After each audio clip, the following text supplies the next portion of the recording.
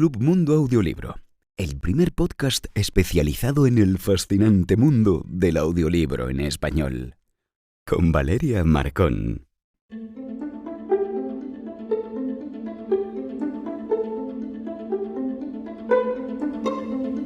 Si quieres iniciar tu camino en la escritura para audio, te interesan los contenidos sonoros o te gusta escuchar audiolibros y saber lo que pasa en el mercado del audiolibro en español, entonces estás en el podcast adecuado. Quiero compartir contigo todo lo que he aprendido durante estos 4 años acerca de los aspectos de la escritura sonora, así como de la producción, distribución y narración de audiolibros. Acompáñame en esta aventura de sentir la emoción de leer con tus oídos. Ahora ya sabes lo que tienes que hacer. ¿Comenzamos ya? En el episodio de hoy tengo como invitado a Javier Zelaya. Él es licenciado en Dirección de Empresas por el Boston College y tiene un máster en Relaciones Internacionales por la Universidad de Columbia en Nueva York y además ha asesorado a montones de empresas, ha escrito libros, da charlas de formación, es docente. Tiene un currículum tan grande y además trasciende fronteras. Es un hombre que ha logrado durante 20 años establecer un nexo muy importante entre el sector de la cultura y el área de las innovaciones digitales y tecnológicas, gracias a una plataforma que se llama 212.com, que de ella vamos a hablar en breve ya, que de verdad es maravillosa, ¿no? Porque tiene un gran contenido que ayuda a muchas personas a informarse de lo que está pasando, de lo que está por venir y de las muchísimas oportunidades que pueden existir, ¿no? Entre las empresas y la cultura. Javier Zelaya y yo hemos coincidido en muchos lugares, en muchos tiempos y espacios, pero también hemos coincidido últimamente en un evento que me ha encantado, que es el Audio Day Paris, que fue el 27 de febrero, y lo organizó él, por supuesto. Pido disculpas a mis oyentes porque tengo una voz terrible, pero bueno, sigo adelante. Del Audio Parex vamos a hablar también un poquito más adelante, pero ¿quién mejor que el propio Javier Zelaya para hablarnos de él mismo y de sus logros? Bienvenido, Javier Zelaya, al podcast de Club Mundo Audiolibro. Hola Valeria, muchísimas gracias por invitarme y muchísimas gracias por la generosa introducción. ¡Wow! ¿Viste? He estudiado. Sí, te he estudiado a fondo, Sí, te no, consta. se nota que has hecho los deberes, como solemos Yo decir, siempre, y yo has hecho siempre. un seguimiento de mi trayectoria. En resumen, yo creo que son muchos años trabajados, Muchos. muchos años, pero la verdad es que muy satisfecho porque hace 20 años, como has dicho, que empecé esta andadura, era todo pura teoría, por así decirlo. Eran cosas que iban a venir, cosas que iban a suceder. Y Es verdad. afortunadamente hoy en día es una industria todavía pequeña en comparación con otras industrias creativas, pero muy emergente y con mucho potencial. Es que has tenido una gran visión de futuro. De eso vamos a hablar. Pero antes de entrar en materia oscura, yo quiero que tú me digas 3 palabras que te definen. Puede ser como profesional o como persona. 3. ¿Sí? Vale, pues curioso, soy muy curioso. Eh, Creo que también soy paciente, aunque hasta cierto límite.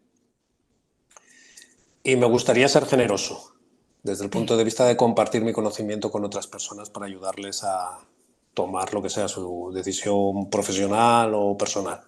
Creo que serían estas 3. Bueno, curioso lo eres, puesto que si tú no te hubieses planteado todo esto de unificar la industria de la cultura con el sector tecnológico, eso no es solamente curiosidad, eso es una cosa increíble, eso es una vocación total. Paciente, sí, porque para lograr lo que tú has hecho, has tenido que trabajar y tener un camino como las hormiguitas, chiqui, Cierto. mucho trabajo de fondo y compartir, lo haces todos los días, porque con 212.com, muchos de nosotros, y me voy a incluir, nos formamos, nos informamos y estamos al día de todo lo que se está cocinando en el área, ¿no? Y de verdad, y generoso, por supuesto, porque eso, Muchas gracias. compartir es generosidad, y eso Sí. es así. Y de verdad, ¡guau! Yo soy admiradora tuya. Después me das un autógrafo.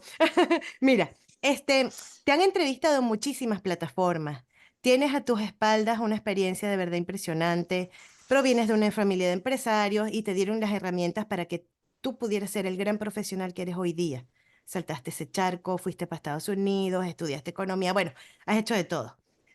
Se dice pronto, 20 años, 212.com, para que nuestros oyentes que no saben todavía, y eso está muy mal, que no saben quién eres. Explícanos, por favor, ¿qué es 212.com? Aunque ya yo lo dije al principio, pero con tus propias palabras, ¿cómo y por qué nació? Vale, pues sí, hace 20 años yo trabajaba para una multinacional de comercio electrónico con sede en San Francisco y fue una de estas primeras empresas plataformas que tuvieron muchísimo éxito. Se lanzó en finales de los años 90, llegamos a ser 400 empleados. Teníamos en Madrid la sede del sur de Europa y teníamos, no me acuerdo, 2 o 3 plantas en esa torre emblemática desde el punto de vista empresarial. Y como buena empresa pionera, visionaria, se adelantó a sus tiempos y formó parte de esa burbuja.com. Y de estar ahí arriba, pues caí abajo, abajo, abajo y acabé en la cola del paro. Y en esa cola del paro, yo diciéndome a mí mismo, y ahora acabo con mi vida, no tenía ni 40 años, había tenido mucho éxito y entonces decidí crear, que justo ahora es su 20 aniversario este año, crear este portal 212.com, que es el prefijo telefónico de la ciudad de Nueva York, 212, como has dicho yo. Viví muchísimos años, casi 20 años en Estados Unidos, estudiando y luego trabajando. Y a la vuelta, a finales de los 90, quise rendir homenaje a esa ciudad y puse ese nombre a esta plataforma, ¿no? A 212. Y al principio, como hablábamos, era pues un planteamiento muy teórico, ¿no? ¿Sabes? Se hablaba en aquel momento mucho de redes sociales, pero me estoy refiriendo a redes sociales como MySpace, que hoy en día sigue existiendo, pero no tiene el peso dominante que tenían en su época. Hoy en día, pues yo qué sé, sería un TikTok o sería un Instagram, ¿no? De aquel momento. Y se hablaba también como formato digital de los libros electrónicos, ¿no? Pero todo muy teórico, no había ni plataformas de distribución, había pocas tiendas, había pocos dispositivos, pero bueno, afortunadamente a lo largo de los años, a partir del 2007, luego 2009, fueron apareciendo los primeros iPads y luego los Kindles y luego bueno, todos los diferentes dispositivos y luego también llegó a nuestros mercados el audiolibro, que era un formato que ya existía y se comercializaba en Estados Unidos o en el Reino Unido desde hace casi 40 años. Y bueno, todo eso a lo largo de estos 20 años, pues lo que he intentado es ayudar a los profesionales del mundo de la cultura, sean editores, libreros, bibliotecarios, profesionales de museos o galerías de arte, compañías de teatro, pues entender esta era digital que nos ha tocado vivir, quitarle los miedos, no, sabes, absolutamente humanos, con el fin de aprovecharse de los beneficios derivados de Internet, que también tiene cosas malas, que pues, lo podemos hablar, por supuesto, como todo en la vida, hay lo bueno y lo malo. Pero bueno, ha sido una travesía muy, como has dicho tú al principio, muy ardua, de picar como hormiguita y, sabes, día a día, pero afortunadamente estoy muy satisfecho porque, como decía, es una industria con muchísimo potencial, la industria digital, y yo creo que nos está ayudando a todos como consumidores, usuarios de ya sea música o audiolibros o podcasts o libros electrónicos, a adentrarnos a un mayor acceso a la cultura. Y nunca en la vida hemos consumido tantas películas, ni tantas series, ni tanta música, ni hemos leído tanto como estamos leyendo hoy en día en pantallas, en digital. Sí. Y esto es muy positivo. Nunca se ha consumido tanta cultura como se está consumiendo hoy en día. Y la gente siempre dice, no, los jóvenes no están leyendo, no, la gente, y tú vas a la feria del libro y está así. Siempre hay gente, o Sí. sea, me parece que están exagerando un poco, hay de todo en esta vida. Sí. Pero fíjate tú, hay una cosa que siempre me ha llamado mucho la atención y es que tú te has dedicado muchísimo, sobre todo, a fomentar lo que es la industria del audio, junto con la industria del sector del libro, ¿no? Entonces, ¿de dónde nació esa pasión por el audio? Bueno, venía de Estados Unidos. Yo cuando estaba ya en la universidad salía a correr, a hacer jogging y en aquel momento la tecnología reinante eran los cassettes con los Sony Walkman. Y entonces te metías aquella cassette y me iba a correr, pero claro, era una tecnología bastante deficiente desde el punto de vista. Yo corría, tenía una excelente salud física y podía correr 1 hora, 1 hora y media casi sin parar. Y claro, las cintas como mucho era media hora por un lado y otra media hora por otro, como mucho, ¿no? Entonces tenía 45 o 60 minutos de escucha y yo empecé a escuchar ahí audiolibros, pero claro, enseguida veía que era deficiente porque me tenía que a veces hasta llevar, ¿sabes?, otra segunda cinta, por si se acababa, ¿sabes?, seguir con la historia, ¿no? Afortunadamente luego pues empezaron a llegar los pequeños iPods y ya empezabas ahí a descargar música y descargabas también ahí audiolibros. Y verdaderamente pues esa evolución digital ha hecho que personas puedan acceder a este maravilloso formato para seguir leyendo en momentos que leer un libro en papel pues no es lo más adecuado. Que ponerte a correr con un libro en papel, pues probablemente vayas esquivando farolas hasta que te des con una o con una persona, ¿no? O lo mismo Bueno, que si estás montando en bicicleta o paseando al perro, ¿no? Entonces, por un lado permite eso a personas que nos gusta leer, leer más, y todos los estudios indican que parte del perfil de los grandes usuarios de audiolibros son estas personas que quieren leer más en situaciones que leer en papel no es tan adecuado o en pantalla. Y luego personas que por diferentes motivos el libro de texto, el libro en papel, se le cae de las manos porque desgraciadamente no le han creado un hábito lector en casa o en la escuela. El audiolibro, que todos nacemos con un ADN para escuchar, nuestro cerebro está programado para que nos cuenten historias, desde pequeño en casa o en el cole o con los amigos, con nuestro entorno familiar, pues nos cuentan historias, es lo que hace un audiolibro, contarte en tu oído una historia, sea ficción o no ficción, y esto hace que más gente que no tiene ese hábito lector que comentaba sea la puerta de entrada, ¿no?, al mundo de las historias, a que al final todos es el nos, mundo del sí, libro. sí, y es que a todo el mundo nos gusta que nos cuenten historias, o sea, Exacto, es así, exacto. es así. Sí, sí. Y tú fuiste muy capaz, además de ver ese crecimiento, ¿ok? Porque ya en Estados Unidos y en el mundo anglosajón se tenía la cultura de verdad de escuchar las historias eh, sonoras, ¿no? Pero en España, aunque hubo un tímido esbozo de eso con los casetes, con que si los discos de vinilo, ay, También. evidenciado mi edad con los discos de vinilo, en serio, o sea, pero parece que no tuvo mucho fuelle, ¿no? Eso no cuajó, pero ahora está la cosa súper vigente en España. ¿Qué me Sí. dices al respecto? Cuéntame. Sí, en aquel momento, hace 20, 25 años, Alfaguara, una de las principales editoriales en ese momento y en este momento, lo intentó porque veía, como dices tú, en Inglaterra, en Estados Ujú, Unidos, en ujú, Alemania, en los países nórdicos, ujú, el sector editorial apostaba por este formato, en cassette, luego en CD, luego ya en digital y ahora en streaming, ¿no? Que nosotros no, como buenos latinos, somos al principio de un no rotundo, ujú. como que esto no es para nosotros, había como leyendas urbanas de que porque en España pues tenemos mejor tiempo que en el norte de Europa y tenemos más bares que desgraciadamente librerías y bibliotecas, y entonces pues que nos gusta estar fuera y cotillear y hablar y disfrutar de la vida, que sí, es verdad, y forma parte de nuestros atributos, pero yo como economista, si no hay una amplia oferta no puede haber una amplia demanda, ¿no? Entonces en ese Claro. momento pues había menos de 1000 audiolibros en español, además muchísimos de ellos grabados de manera muy amateur. Mm, Entonces, hasta el año 2017, que entró Storytel, que fue la mm, primera plataforma internacional que entró en el mercado, y fue la que dinamizó esta categoría y rompió ese tabú de que aquí nunca jamás íbamos a escuchar audiolibro, por todas estas cosas que mencioné anteriormente, y empezó un poco a darle la vuelta a esa leyenda urbana, y luego ya entró en 2019 Audible y luego entró en ujú, 2020 Podimo ujú. y bueno, empezó a haber por un lado una oferta. Hoy en día tenemos ya cerca de 25.000 audiolibros en español, maravillosamente grabados, con voces profesionales, que hacen que la experiencia de escucha sea maravillosa. Luego también tienes diferentes modelos de comercialización, tienes plataformas de suscripción con tarifa plana, tienes venta unitaria, tienes también acceso a través de préstamo digital en bibliotecas. Principalmente la que más se consume en nuestro país, casi un 80%, es plataformas de suscripción. Somos un país que hemos entendido muy bien esta cultura de suscripción, de que yo pago algo al mes y que con eso accedo ya sea a música, a prensa, a libros, que esto es muy positivo porque hace 7 años todos teníamos un primo hermano, ninguno lo hacíamos, Ya. que se descargaba cosas de manera no autorizada, pelis, música y Mm, demás.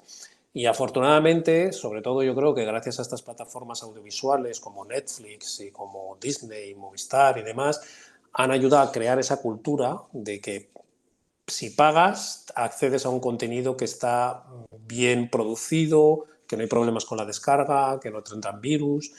y pues, nos hemos mentalizado positivamente que hay que pagar por acceder a cultura.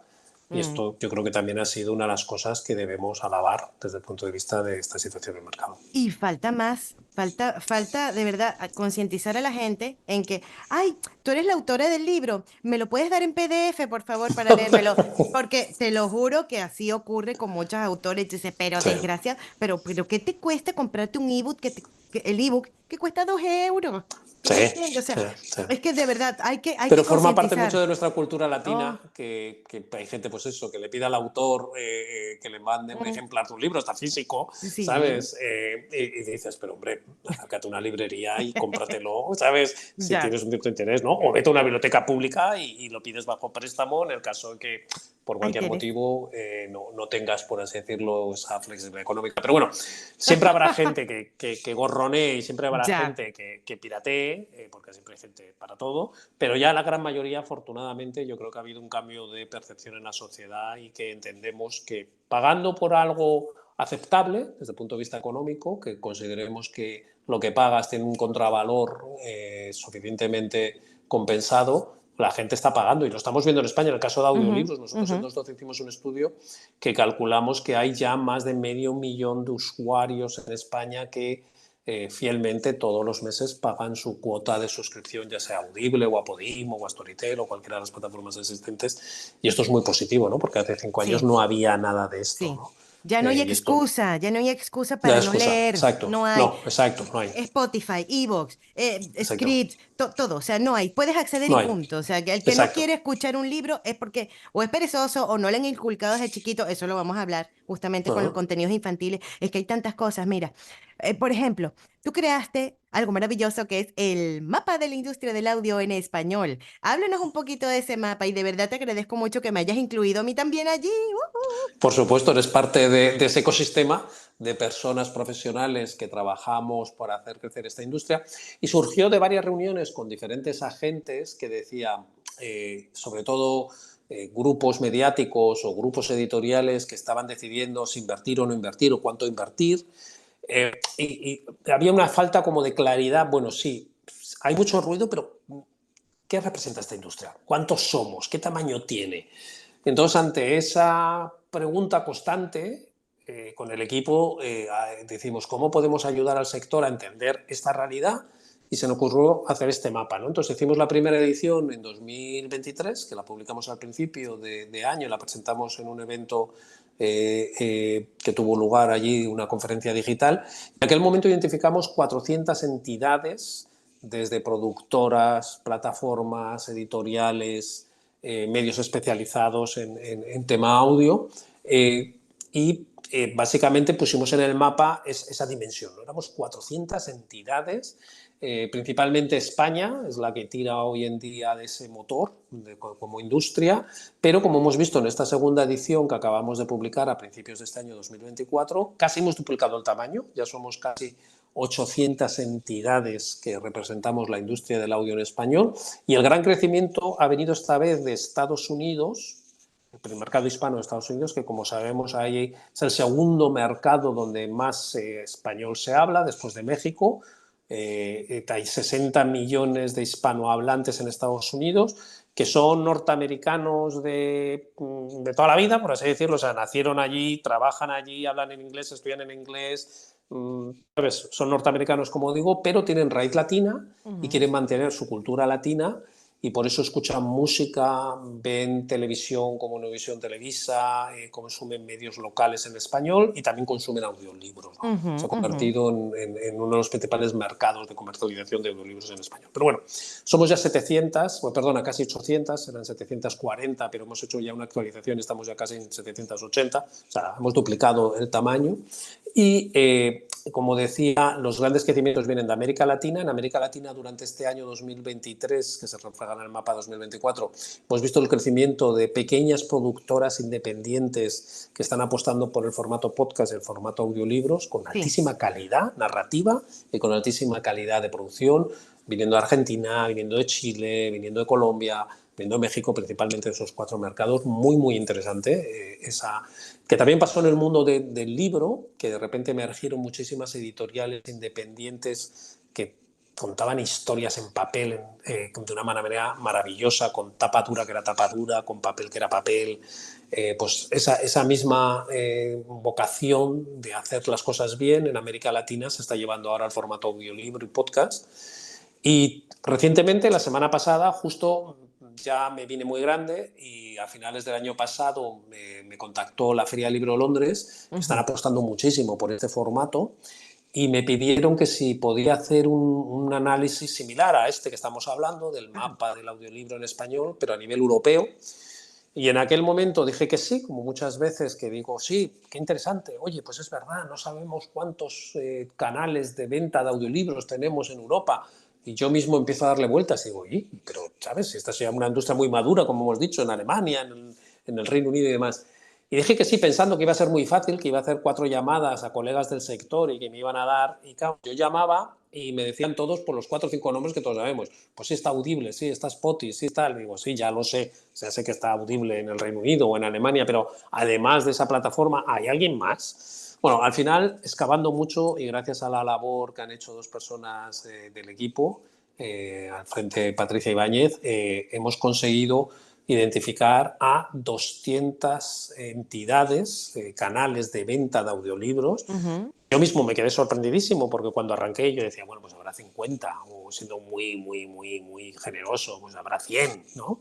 Pero no, han salido casi 200, 192, pero también hemos obtenido ya esto lo presenté el miércoles de la semana pasada en la Feria del Libro de Londres, y en menos de una semana hemos tenido ya más de 300 descargas de este estudio nuevo, y luego hemos tenido ya 5 entidades, una en Eslovenia esta mañana, otra en Croacia la semana pasada, otra en Turquía, que se nos olvidaron el camino, que no las identificamos, pero bueno, tenemos una metodología que ponemos un formulario al final de los estudios que amablemente decimos, si por cualquier motivo nos hemos olvidado de ti y no te hemos identificado, por favor, contáctanos, rellena este formulario, validamos las entidades que se autopresentan, por así decirlo, y si cumplen los requisitos de ser lo que dicen que es y que están operativas y que pertenecen a Europa y todo lo demás, pues las incluiremos en la siguiente actualización, o sea que llegaremos a 200 próximamente. Y esto es muy positivo, ¿no? Que tengamos esa diversidad de plataformas, principalmente, como decía anteriormente también en los mercados en español,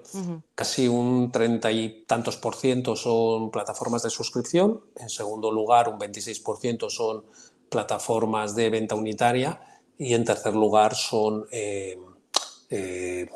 plataformas de préstamo a través de bibliotecas. Y el cuarto, que te va a interesar muchísimo, porque sé que eres fan de esta categoría, son los dispositivos de contenidos infantiles, que representan ya en Europa el 6,5% del total de los canales de venta y son una de las categorías que más está creciendo en toda Europa. ¿Viste? Uy, eso está fantástico. Y la verdad que aglutinar a toda la gente, o sea, no estamos solos en el mundo, no somos así como unos planetas por allá que no se unen, no, eso es fantástico. Esa labor es muy encomiable, de verdad. Wow, muchas gracias. Y en relación a los contenidos infantiles, es que tengo tantas cosas que preguntarte, pero te lo voy a preguntar ya. Cuando estuvimos en el Audio Day Parix, hubo una charla, todas las charlas estuvieron buenísimas y todas Muchas fueron gracias. buenísimas, o sea, qué calidad, qué profesionalidad y qué catering tan bueno. Todo es importante. No, todo forma parte del folclore. Pues bueno, fíjate tú, en el Audio Day Parix hubo una charla que me gustó muchísimo, que la dio, espérate, por aquí lo tengo anotado. Carla Herbeston, Eso, la aquí está. especialista La, en... la charla de ella. Me encantó. Me encantó porque ella dijo varias cosas muy ciertas, y entre ellas es que los niños son no solamente el futuro, es que son los futuros lectores. Y además nuestras lecturas infantiles muchas veces marcan todo, nuestra personalidad, nuestros gustos, nuestro todo, ¿no? Entonces, yo vi esto hace tiempo y dije, aquí faltan realmente contenidos, pero no solamente cuentos narrados para niños, como por ejemplo los maravillosos cuentásticos, que los adoro, que están, Sí. eso es una calidad suprema, pero también faltan contenidos hechos por los propios niños, ¿no? O sea, que ellos lo hablen, que lo digan, que estén ahí frente a un micrófono. A lo mejor no todos los niños son capaces de enfrentar un micrófono, pero hay otros que sí.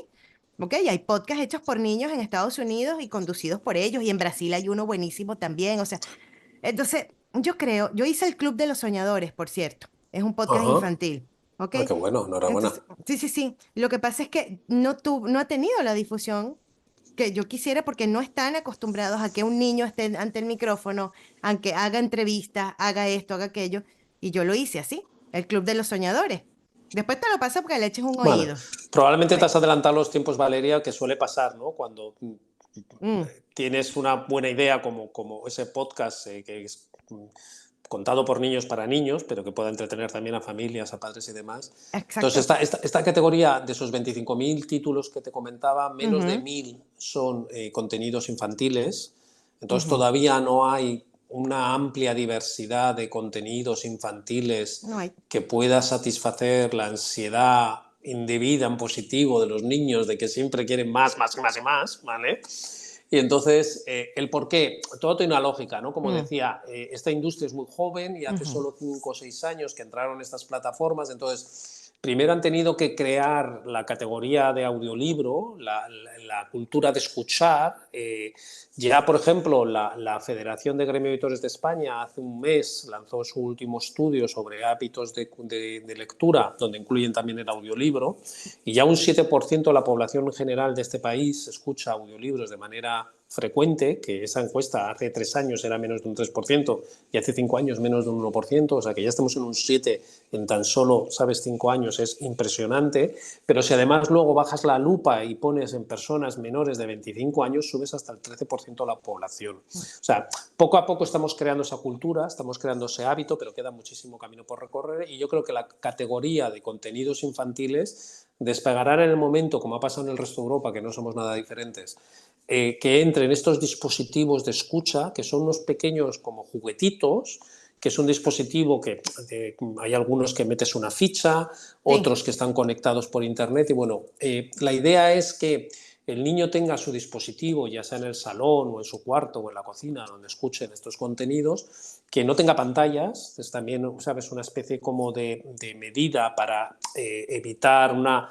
cierta saturación de tiempo de permanencia de los chavales frente a pantallas. Entonces, están con este dispositivo que no tiene pantallas y están escuchando de manera colectiva, en familia, de manera individual, sus historias. Y al ser unos dispositivos donde solo el contenido es infantil, es el contenido, por así decirlo, principal. ¿Por qué? Porque en las plataformas generalistas, como hemos mencionado, Audible, Sí. Storytel, Podimo y demás, principalmente están promoviendo, y tiene su lógica, como digo, los contenidos adultos y las categorías más demandadas, como puede ser suspense, thriller, también no ficción y demás, porque hay que crear esa categoría de escucha, ¿no? Yo creo que cuando ya alcancemos una cierta velocidad crucero, que será entre este año y el siguiente, es decir, que ya superemos los más de 750.000 usuarios de pago, ¿sabes? Que ya, por así decirlo, superemos el 10% de la población que escucha frecuentemente audiolibros, estas plataformas empezarán también a hacer apuestas por ciertos verticales, entre ellos contenido infantil, o a lo mejor también deportes, que es otra categoría pues, que no está tampoco muy desarrollada, ¿no? Y ahí veremos esta explosión de consumo de esta categoría, que como decías, es muy importante, como dijo Carla, que si creamos este hábito de lectura, de escucha de audiolibros desde pequeños, nos vamos a garantizar que el día de mañana van a ser buenos lectores en múltiples formatos. Porque el Correcto. audiolibro, como digo, y lo hemos comentado varias veces, no canibaliza ninguna otra forma de lectura. Puedes seguir perfectamente leyendo en papel o en ebook, lo que pasa es que lo complementas con la lectura Es a así. través de un audiolibro. Es así, por ejemplo, mi hijo todas las noches antes de dormir dice, mamá, voy a leer un rato, vale. Él se pone a leer, me lee en voz alta, a veces dice, déjame leer para mí mismo, vale, lee para ti. Pero cuando este, termina de leer y nos acostamos, dice, mamá, ahora ponme un audiocuento. Y yo, pero ¿cuándo va a terminar esto? Digo yo, o sea, todo, o sea, en versión triple, doble, le encanta. Y yo Claro. dije, ¿he hecho algo bien? Exacto, Lo he exacto. hecho Le has bien. creado ese hábito y luego el día de mañana ya él de manera individual seguirá adentrándose en múltiples historias en diferentes formatos. Muy bueno, has hecho una excelente labor de ¿Viste? crear Ay, lectores. ay, qué bueno, ¿no? Y lo quiero seguir haciendo. Vamos a ver si sigo poniendo mi granito de arena con contenidos infantiles. Lo que pasa es que lleva, eso tiene mucho trabajo, porque al ser para niños hay que pensarlos muy bien. ¿Mm? Es uno de los lectores más exigentes. Muchas Sí, veces se piensa que también como creadoras que escribir un cuento, la gente piensa porque es corto que es algo muy sencillo de hacer. Yo creo que es de unas creaciones más complejas, porque los niños, como no sean atraídos desde el segundo cero, es decir, desde el inicio, y no les parezca la historia creíble o interesante o enganchadora, ¿sabes? Que les atraiga, lo dejan, son muy justicieros, ¿no? Es un público muy exigente, ¿no? Y lo mismo pasa con el audiolibro. El audiolibro tiene que tener tal riqueza de producción, de sonidos especiales, de la trama, de la voz, de la interpretación, que es muy complejo, ¿no? Entonces, son Muy cortos, complejo. es verdad, porque suelen ser audios de, yo qué sé, 3, 7, 10, 15, 20 minutos como mucho. Sí. Si estamos hablando de público infantil por debajo de 7 años, pero son muy complejos de crear, de escribir y Sí. luego de producir. Oh, sí. No, hay que preguntarles, hay que hacer un cuestionario y decir, mira, un cuestionario chiquitito, ¿qué te gusta? ¿De qué quieres hablar? ¿De qué superhéroe? Porque ahorita están con los superhéroes, bueno, de verdad, pero hay que ir más, entrar por esa onda, ¿no? Más o menos. Exacto. Pero hablaste de una cosa muy interesante, que también justamente ese tema se tocó en el evento que tú organizaste, sobre las voces en general, inteligencia artificial, voces sintéticas. Bueno, ¿qué te puedo decir yo al respecto? Yo tengo que confesarte que a mí también me da un terror marciano. O sea, terror marciano porque entonces uno ve la película de Terminator y ve la cosa y cómo podría terminar todo muy apocalíptico, ¿no? De verdad, todo, yo no sé por qué el ser humano se empeña en hacer un montón de películas de ciencia ficción donde la humanidad va a estar destruida para siempre y no hay cabida a nada positivo. O sea, yo no sé por qué. Qué desgracia con eso. Entonces, claro, uno está un poco como ya predispuesto. Entonces, bueno, la inteligencia artificial, las voces sintéticas, ¿hasta dónde va a llegar todo eso? Con las voces, con la importancia de los narradores, no hay una legislación ahorita muy clara que proteja, por ejemplo, mi voz. Yo voy a narrar un cuento y de pronto la gente clona esa voz y la utiliza para otras cosas. O sea, hay un gran vacío en todo eso, tal vez también por el gran desconocimiento. ¿Qué nos puedes decir al respecto? Vamos a ver cómo podemos tranquilizar a todos tus oyentes. Pero bueno, es absolutamente normal que cada vez que hay, por así decirlo, un avance tecnológico y en este caso tan transformador como la inteligencia artificial, que va a afectar a todo, ¿no? Porque no solo al mundo de las voces, que ahora hablaremos, sino Mm, también a la creación, a la distribución, al marketing, absolutamente a todo. Y verdaderamente es un reto como sociedad, ¿no? Pero mm. bueno, afortunadamente y por primera vez yo me he quedado muy sorprendido cómo estamos reaccionando, primero como sociedad, como usuarios, porque la gente está teniendo este debate que no lo tuvimos con las redes sociales. Con las redes sociales nos metimos y nos dejamos, por así decirlo, engañar, entre comillas, por las plataformas de que, bueno, pues que teníamos que ceder nuestra privacidad y que subíamos nuestras fotos y que la propiedad de esas fotos nuestras no era nuestra, sino que era de la plataforma. Pero aquí no, yo creo que hemos empezado a ver que en toda esta transformación hay cosas muy positivas, pero que también deberíamos de alguna manera regular su uso y sus diferentes beneficios derivados, al igual como también sus diferentes posibles peligros o malos usos derivados con el fin de acotarlos, ¿no? Y recientemente, la semana pasada, la Unión Europea ya sacó la primera directiva con el fin de acotar los usos indebidos de estas tecnologías, ¿no? Entre ellas la voz, ¿no? Desde un punto de vista de que también es una propiedad intelectual, en este caso de un creador, como puede ser un narrador o como puede ser, yo que sé, una persona yo que sé, que hace teatro o que hace cine o que hace pues, ¿sabes? Cualquier Ujú, otra ujú. creación artística donde la voz sea parte de su patrimonio, ¿no? Entonces, bueno, en ese contexto, en Audio de Iparix, que lo organizamos gracias también a la colaboración de la Fundación Germán Sánchez Ruy Pérez y la Casa del Lector, se habló de este tema y ahora justo en abril van a organizar otro gran evento que invito a tus oyentes que lo miren porque justo va a ser específico sobre la inteligencia artificial. Es a principios de abril, creo que es el 4 de abril. Sí, yo creo que es el Cuando 5 de abril.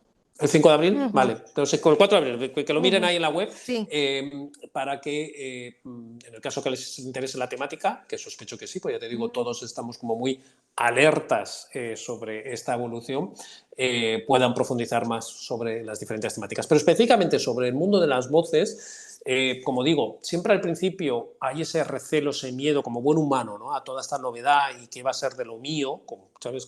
con toda la lógica desde el punto de vista de que si eres un profesional de la voz, pero luego poco a poco se va disipando esos temores porque por un lado hay una regulación que protege ya sean los derechos de los creadores o los derechos de los consumidores, que tú debes de saber que estás consumiendo un contenido que ha sido creado con inteligencia artificial, sea una imagen, sea un audiolibro, sea un podcast, ¿vale?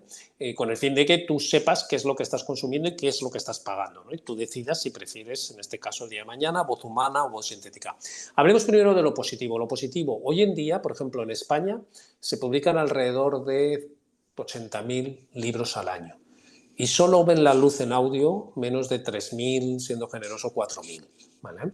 Por diferentes motivos, por motivos presupuestarios principalmente. Producir un audiolibro bien como se debe hacer es caro porque es básicamente un proceso artesanal desde el punto de vista de esa dirección de la producción del audiolibro, desde esa narración por parte del narrador profesional, de esa interpretación, luego toda la postedición que hay, ¿sabes?, en el audio, luego la auditoría, que tenemos, ¿sabes?, oyentes que lo escuchan antes de que salgan al mercado. Bueno, todo ese proceso es caro desde el punto de vista de que cuesta, por ejemplo, para dar a tus oyentes una estimación, un libro de 300 páginas, que es normalmente lo que encontramos hoy en una librería, suelen ser alrededor de 6-8 horas de audio, y llevar 6-8 horas de audio tiene un coste pues alrededor de unos 2.500-3.000 euros, ¿vale?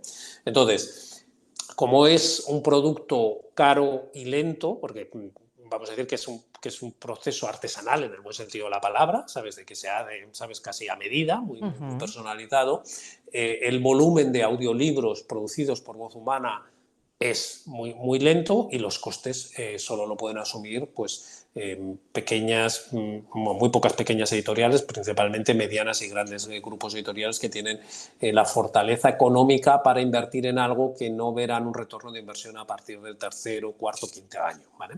Entonces, la inteligencia artificial de voces sintéticas basadas en voces humanas que sean debidamente compensadas, y esto lo quiero dejar muy claro, voces sintéticas basadas en voces humanas, que el narrador haya voluntariamente cedido sus derechos para que hagan una voz clónica de su propia voz y que le compensen adecuadamente por los usos que se haga de la misma o por las escuchas que ese producto con el cual se ha hecho con su voz tenga en las diferentes plataformas, va a permitir que sigamos teniendo una experiencia sonora de buen nivel. Por supuesto que la voz humana siempre va a superar hoy por hoy a la voz sintética, pero de un nivel muy aceptable, ¿vale? Yo ya he visto voces sintéticas cuando estuve, por ejemplo, la semana pasada en Londres.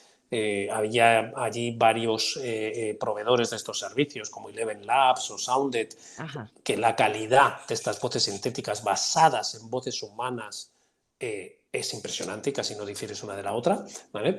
Y esto va a permitir que las editoriales puedan producir a un gran volumen, es decir, pasar de producir 3.000, 4.000 al año a poder producir, yo qué sé, 10.000, 15.000, o sea, triplicar, cuadruplicar la producción a un coste muy asumible, ¿vale? Las voces sintéticas van a permitir verdaderamente lograr que hoy en día, como comentábamos anteriormente, que tenemos cerca de 25.000 audiolibros en español, que al final de esta década tripliquemos, cuadrupliquemos ese volumen, superando los 100.000, dado que hay muchísimas categorías de títulos de libros que por su propia naturaleza, que tienen unas tiradas muy limitadas, a lo mejor de 500 ejemplares, nunca llegarán a ser producidos con voces humanas. Y esto verdaderamente es una limitación para los lectores, así como para los autores de sus títulos, que nunca van a ver por motivos económicos sus libros en voces humanas, producidos con voces humanas, pero que sí, gracias a la inteligencia artificial, lo van a poder producido con voz sintética. Y además hay otra cosa, esta voz mía tan maravillosa, ¿ves? Voz sintética para mí en este momento, que estoy afónica, esa es otra, en serio, esa es otra de las cosas. Esa puede ser un uso, el día que ¿Tú me tengas entiendes? tu voz enferma, Claro, podrás utilizar tu voz sintética para hacer una réplica de la misma. ya ves, o sea, otro de los usos positivos de la voz sintética. Pero también comentábamos que las voces sintéticas van a permitir que los diferentes acentos se puedan escuchar en todos los audiolibros y en todas las creaciones de contenido sonoro. Esto está muy bien, porque vas a poder Sí. escuchar el libro como tú lo decías. Si está en turco, bueno, lo voy a poder escuchar en hawaiano, por ejemplo. ¿Me entiendes? Esto ya lo tenemos en el mundo del doblaje, Ujú. de contenidos audiovisuales, donde todos nosotros podemos, ya sea subtítulos o ya sea doblajes con diferentes acentos. En el mundo del audiolibro nos inventamos, sobre todo en América Latina, este acento de español neutro, que no existe, Sí, nadie habla sí. así, pero que se lo inventaron en su momento Disney, Televisa, Univisión, con el fin de hacer viajar sus contenidos por toda la región, porque era económicamente insostenible producir en colombiano, venezolano, mexicano, argentino.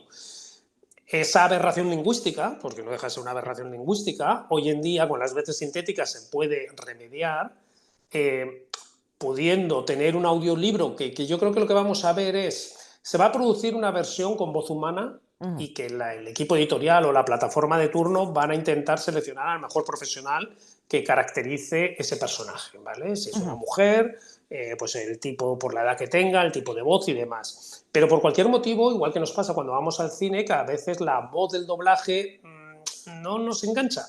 Y a otro sí, al que está al lado tuyo, dice que le convence y que es una Sí. maravilla, pero a ti por cualquier motivo no. Y entonces tú, tecnológicamente, en estas plataformas vas a poder decir, no me gusta esta voz, y antes de dejar el audiolibro, que hay un estudio que cifra que el 90% de los oyentes de audiolibro en un momento dado hemos dejado de escuchar un audiolibro porque la Sí. voz no nos convencía, igual que Mm. hemos dejado de ver una película, o sea, esto nos ha pasado mucho a nosotros, porque yo Sí, que sé, la sí. interpretación de esa voz o el tono de esa voz no nos convence, vamos a poderla sustituirla por una voz sintética que puede que nos enganche o que sustituya aquello que el humano no llegaba y Mm. que sea para ti, en este caso, mejor que la voz humana. Y la vas a cambiar con el fin de acceder a ese contenido porque te interesa escuchar esa novela o ese ensayo o lo que sea, ¿no? Entonces yo veo Ujú. las partes positivas, las partes negativas, como hemos hablado. Por supuesto que hay que regular esto. Sí. Es muy, muy importante, igual que comentábamos antes, que la Unión Europea ha empezado ya a legislar el uso de las inteligencias artificiales, no solo en voz, sino también en imagen, en traducción, en un montón de aspectos creativos y industriales. Ujú. Y yo creo que una vez que eso esté regulado, conviviremos con ambos ecosistemas de voz humana y voz sintética de una forma muy natural. Bueno, sí, es que eso es lo que viene, eso es lo que viene. Y me acuerdo Sí, que estando en el evento de Audio Day Parix, también en los primeros ponentes, no me acuerdo quién fue el que lo dijo, pero se habló justamente de este tema, de que de que hay muchos audiolectores que empiezan justamente a escuchar un libro y de pronto hasta se quedan dormidos, ¿no? Con el libro. O sea, ¿cuántos utilizan el audiolibro o el audio para quedarse dormido? Cuestión sí. increíble. Pero, pues bueno. La única cosa sí que yo siempre voy a defender va a ser esa capacidad de improvisación, esa capacidad de naturalidad con la voz humana, sí, eso que nos hace enteramente humanos. ¿Tú me entiendes? Eso. Totalmente. Y yo creo que aquellos que valoramos el esfuerzo creativo que hacen los narradores profesionales, esa capacidad de interpretación, como dices, esa capacidad de improvisación, esa emoción que transmiten a través de de su voz, Ujú, ujú. esa cercanía, hoy por hoy, porque ya te digo, yo a lo mejor me vuelves a entrevistar dentro de 2 o 3 años, ha habido una evolución tecnológica tan amplia Sí. que esto que estoy diciendo, pues a lo mejor te digo, oye, pues aquello, como me ha pasado muchas veces, ha avanzado tanto que hasta las voces sintéticas tienen alma. Hoy por hoy no lo tienen. O sea, No. yo muchas veces en la universidad, cuando doy clases, lo digo claramente, que la voz sintética para mí es una utilidad. Es Ujú. decir, yo muchas veces, por ejemplo, soy un amante de los reportajes del New Yorker, que cuando era más joven, pues no sé por qué, tenía más tiempo para leerlos en la revista en papel. Luego pasé a leerlos en pantalla, en versión electrónica, y últimamente lo que hago es escucharlos.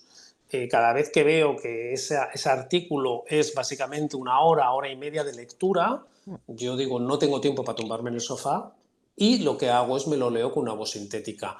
Por Ujú. supuesto que no es lo mismo que una voz humana. Yo creo que cualquier estudio que se Sí, sí, sí, sí, haga sí. comparativamente la voz humana y voz sintética, la voz humana le va a dar mil vueltas. Pero a la hora de decidir, me lo leo o no me lo leo, me lo escucho o no me lo escucho, como no hay en voz humana esa versión, Ujú. me lo escucho con voz sintética. Y hay Claro. aplicaciones que te transforman los caracteres en momento. Entonces, no es perfecto, sin lugar a dudas, pero es útil, es muy útil.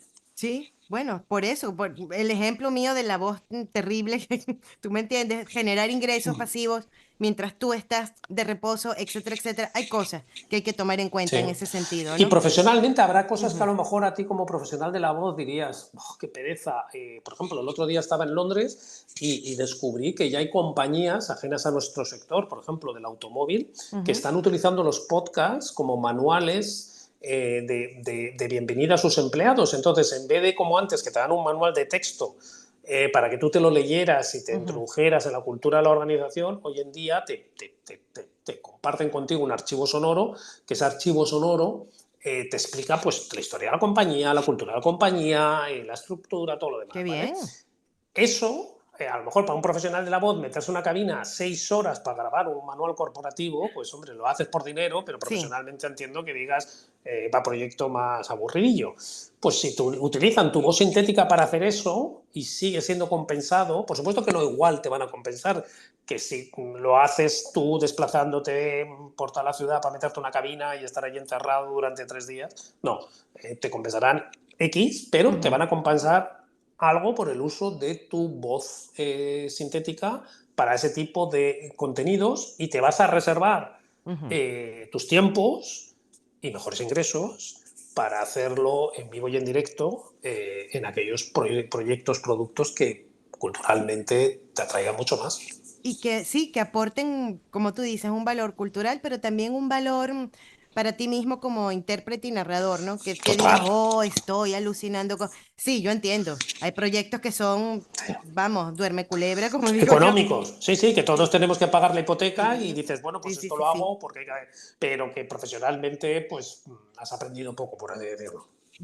Ahí hay una cosa que me gusta mucho, que es que tú apuestas siempre por esa gran diversidad cultural y todo eso lo que tiene que ver con los acentos, con todo eso. Y yo creo que hay que educar bastante todavía al audiolector para que acepte esa diversidad.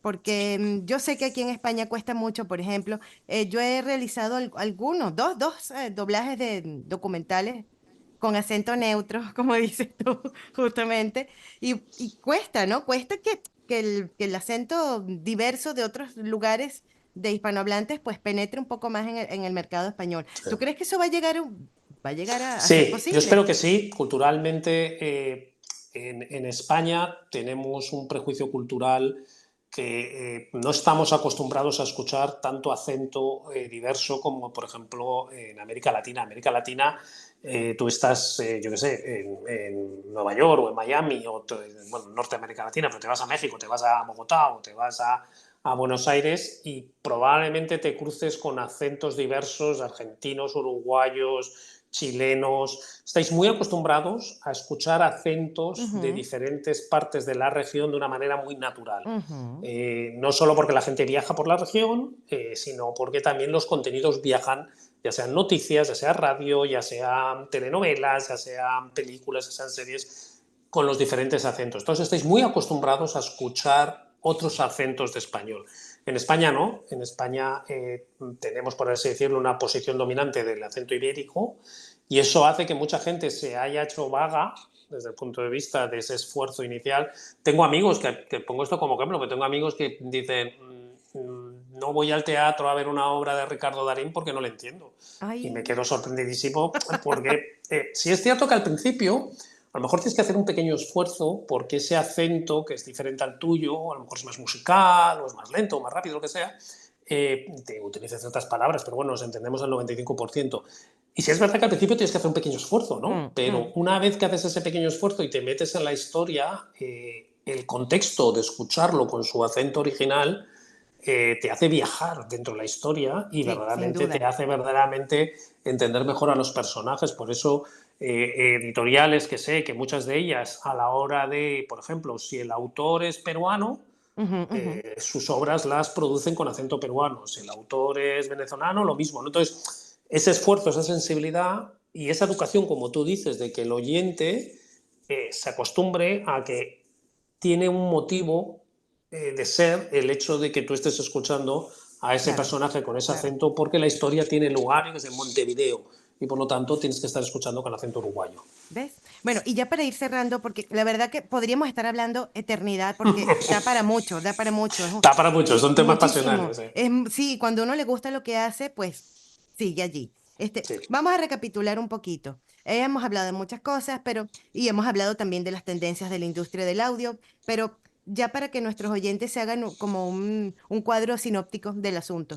¿Hacia dónde va entonces la industria del audio en la actualidad?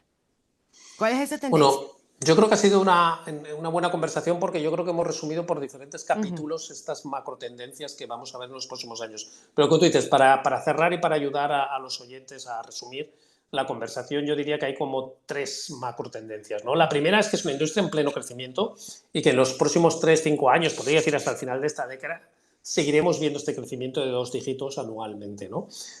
¿Por qué? Porque lo estamos viendo en los mercados anglosajones, en los mercados nórdicos, que llevan ya 25 años con crecimiento de 2 dígitos continuado, ¿no? Entonces, nosotros muy probablemente, algo torcido se puede dar, pero muy probablemente tengamos también esa experiencia. Y esto es muy positivo porque va a haber más contenido en audio, más trabajo para los narradores, más players que entren al mercado, o sea, más plataformas, más productoras, o sea, industria en crecimiento, eso en primer sí, lugar. sí, sí.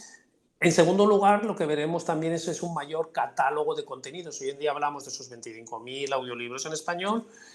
Yo creo que hay muchas categorías desatendidas. Hemos hablado, por ejemplo, de la categoría infantil, que por los motivos que hemos mencionado no está desarrollada como nos gustaría a muchos profesionales. Y Ujú. yo creo que en los próximos 2, 3 años, esto sí que va a ser más a corto plazo, veremos esa explosión de no solo contenidos, sino, como hemos hablado, dispositivos de Ujú, escucha ujú. dedicados para el público infantil, y eso hará que esta categoría crezca más rápidamente.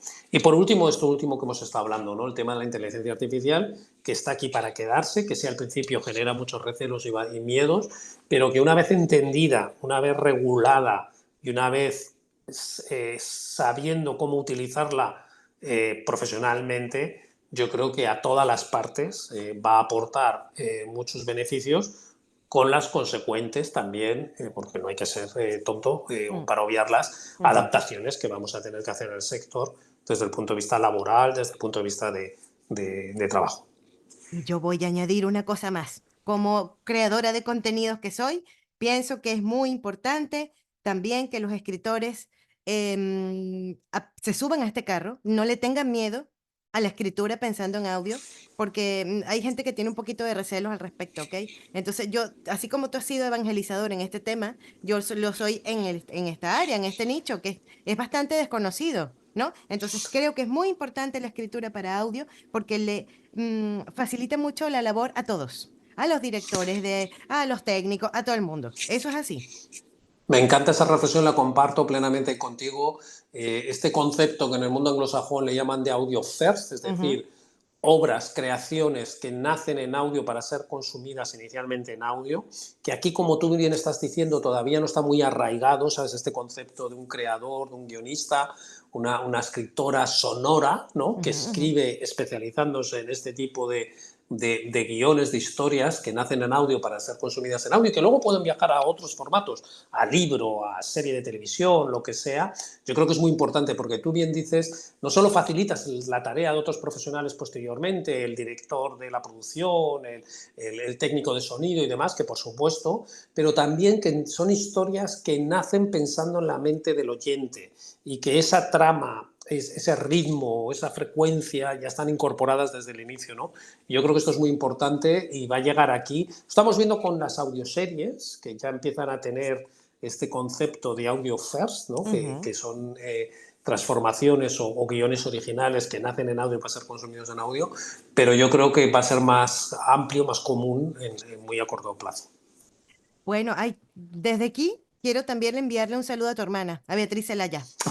Beatriz, Muchísimas gracias. si nos escuchas, un besito, Sí, sí, Beatriz. Ay, sí, por Dios, todos, todos. imagínate. Y a ti te quiero dar muchísimas gracias por haber aceptado estar aquí en Club Mundo Audiolibro. Esta es una ventanita que siempre está abierta para todos los que estamos trabajando en esto, ya sea difundiendo, produciendo, creando contenido, etcétera, etcétera, porque es muy importante que entre todos creemos una buena energía y nos ayudemos entre todos. Totalmente de acuerdo. Muchísimas gracias por la invitación y espero que haya sido interesante la misma para tus oyentes. Y hasta la próxima, que siempre es un placer, ya sea físicamente u otra vez en antena. Claro que sí. Gracias por haber escuchado Club Mundo Audiolibro. También quiero agradecer a Pablo Ibáñez Durán por poner su voz en los indicativos del podcast. Espero que te haya gustado el contenido de este episodio y que me acompañes en el próximo. Te espero en Club Mundo Audiolibro, el podcast que te hará sentir la emoción de leer con tus oídos.